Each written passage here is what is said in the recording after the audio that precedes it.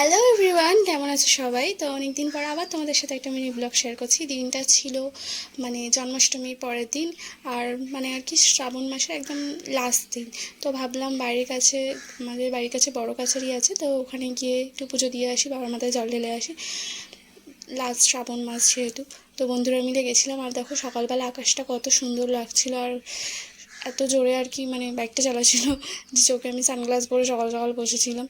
আর এদিকে সব বন্ধুরা মিলে চলে এসেছিলাম বড় কাছের। এখানে রাস্তাগুলো খুব সুন্দর আর কিছুটা গ্রামের মতন। তারপরে এসে এখানে দোকান ছিল একটা, তো এখান দিয়ে সব ডালা কিনছিলাম আর কি, ফুল প্রসাদ যা যা লাগে। আর এখানে ছোটো ছোটো ঘটগুলো করে ক্যামেরা ভালো না।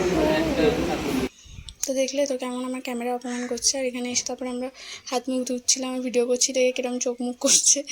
যাই হোক, তো তারপর আমরা সবাই মিলে ডালা নিয়ে একে একে সব বন্ধুরা মিলে মন্দিরের দিকে যাচ্ছিলাম।